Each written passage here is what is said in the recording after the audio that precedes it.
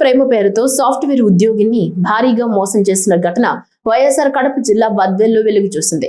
ప్రేమ పేరుతో నమ్మించి 81 లక్షలకు పైగా కాజేసిన ఇద్దరు నిందితులను పోలీసులు అరెస్టు చేశారు. బద్వేలకు చెందిన ఓ సాఫ్ట్వేర్ ఉద్యోగి అశోక్ ను ఆన్లైన్ పరిచయం ద్వారా ప్రేమ పేరుతో నమ్మించిన నిందితులు రామలింగారెడ్డి, పూజితారెడ్డి అలియాస్ మానస కలిసి 81,67,000 రూపాయలు మోసం చేసినట్లు పోలీసులు తెలిపారు.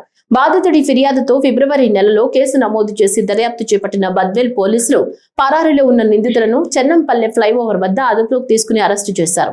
ప్రాథమిక విచారణలో నిందితులు play 99 exchange, sky exchange, pay trust యాప్లను వినియోగించినట్లు గుర్తించినట్లు తెలిపారు. కేసు నమోదు చేసినట్లు పోలీసులు వెల్లడించారు. మోసం చేసి తీసుకున్న డబ్బును నిందితులు ఆన్లైన్ బెట్టింగ్ లో వినియోగించినట్లు దర్యాప్తులో తేలిందన్నారు. గూడెం బద్వేల్ పక్కనటువంటి గూడెం విలేజ్ నుంచి ముద్దాయి ఏవనైనటువంటి రామలింగారెడ్డి, అలాగే ఈ హనీ ట్రాప్లో మరి కీలక పాత్ర పోషించినటువంటి గోవిందు మానస అనే ఒక అమ్మాయిని మరి కేసులో మరి ముద్దాయికి పూర్తిగా సహాయ సహకారాలు అందించి ఫిర్యాదు ద్వారా డబ్బులు ఆన్లైన్ ట్రాన్సాక్షన్స్ చేయడంలో కీలక పాత్ర వహించినటువంటి అమ్మాయిని ఇద్దరిని కూడా ఈరోజు చెన్నంపల్లి ఫ్లైఓవర్ దగ్గర మరి ఈరోజు అరెస్ట్ చేయడం జరిగింది. అందులో భాగంగా వాళ్ళని ఈరోజు మీడియా సమావేశంలో ప్రవేశపెట్టడం జరిగింది. ఇందులో రామలింగారెడ్డి ముద్దాయి ఈ యొక్క ఫిర్యాదు అశోక్ అనేటువంటి వ్యక్తికి దగ్గరి బంధువే. సో ఆ చనువుతోటి ఇద్దరికి పరిచయం ఉంది. ఆ చనువుతోటి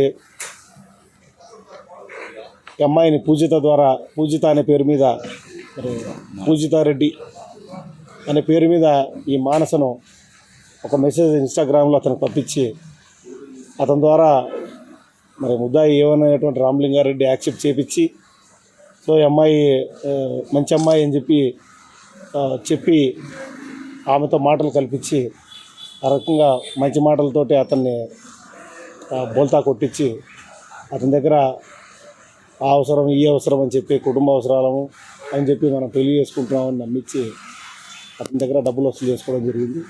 సో ఎప్పుడైతే ఈ మోసం గ్రహించి ఇతను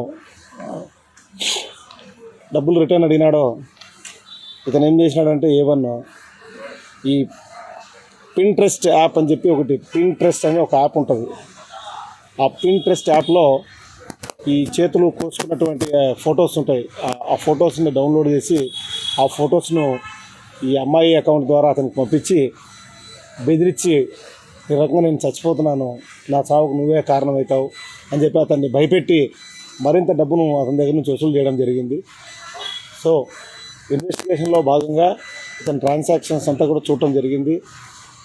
అందులో భాగంగా ఫోన్పేలోను మరియు బ్యాంకు ట్రాన్సాక్షన్స్గా దాదాపు 81,67,000 అంటే 2023 నుంచి సంవత్సరం 23 సంవత్సరం చివరి నుంచి మరి ఇప్పటిదాకా కూడా అంటే గడిచిన 6 నెలల కిందటి వరకు సుమారుగా 81,67,000 రూపాయలు ఇతను తీసుకోవడం జరిగింది.